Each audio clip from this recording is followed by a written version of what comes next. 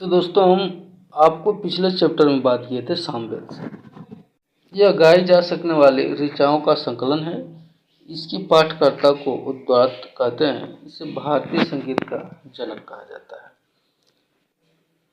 इसके बाद अथर्ववेद आता है।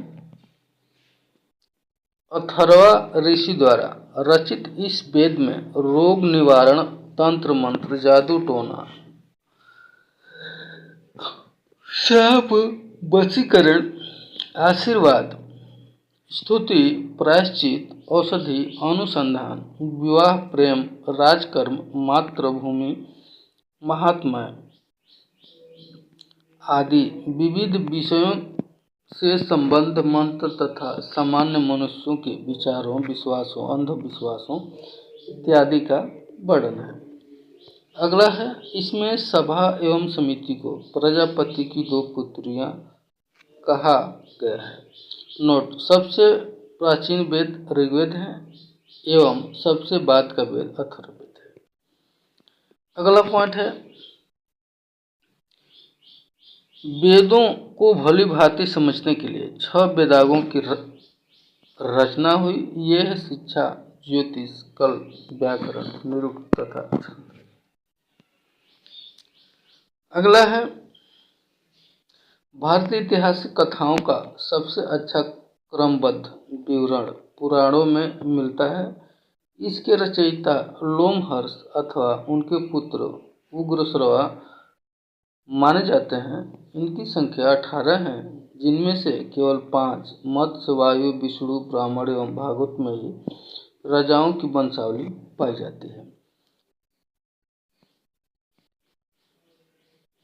इसके बाद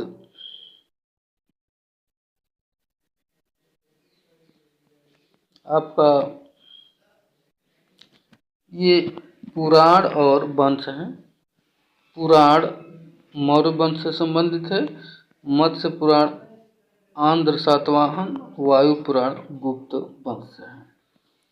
नोट: पुराणों में मत्स्य पुराण सबसे प्राचीन एवं प्रमाणिक है। इसके बाद अगला है, अधिकतर पुराण सरल संस्कृत श्लोक में लिखे गए हैं। स्त्रियां तथा शूद्र जिन्हें वेद पढ़ने की अनुमति नहीं थी, वे भी पुराण सुन सकते थे। पुराणों का पाठ पुजारी मंदिरों में किया करते थे। अगला पॉइंट है, स्मृति ग्रंथों में सबसे प्राचीन एवं प्रामाणिक मनुस्मृति मानी जाती है। यह शुंग काल का मानक ग्रंथ है। नारद स्मृति गुप्त युग के विषय में जानकारी प्रदान करता है। अगला पॉइंट है, जातक में बुद्ध की पूर्व जन्म की कहानी वर्णित है। हीनयान का प्रमुख ग्रंथ कथा वस्तु है, जिसमें महात्मा बुद्ध का जीवन चरित्र अनेक कथानकों के साथ वर्णित है। फिर अगला है, जैन साहित्य को आगम कहा जाता है। जैन धर्म का प्रारंभिक इतिहास कल्पसूत्र से ज्ञात होता है। जैन ग्रंथ भगवती सूत्र में महावीर के जीवन कृत्यों तथा अन्य समकालिकों के साथ उनके संबंधों का विवरण मिलता है। अगला अर्थशास्त्र के लेखक चाणक्य, कौटिल्य या विष्णुगुप्त हैं। यह 15 अधिकरणों एवं 180 उप प्रकरणों में विभाजित है। इसमें मौर्य कालीन इतिहास की जानकारी प्राप्त होती है। अगला पॉइंट है, इतिहास साहित्य में ऐतिहासिक घटनाओं को क्रमबद्ध लिखने का सर्वप्रथम प्रयास कल्हड़ के द्वारा किया गया। कल्हड़ द्वारा रचित पुस्तक राजतरंगिणी है, जिसका संबंध कश्मीर के इतिहास से है।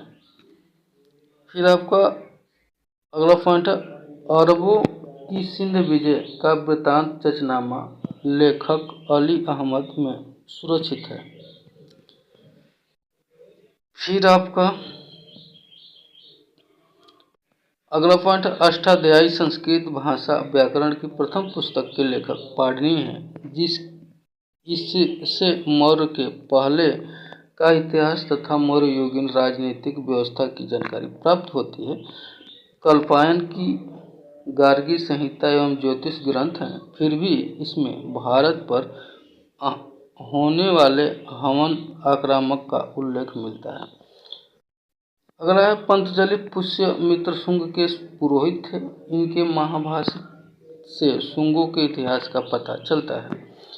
फिर अगला, आज के लिए इतना ही। अगला पढ़ेंगे विदेशी यात्रियों से मिलने वाली प्रमुख जानकारी। तो बस आज के लिए इतने ही। आप सभी लोग का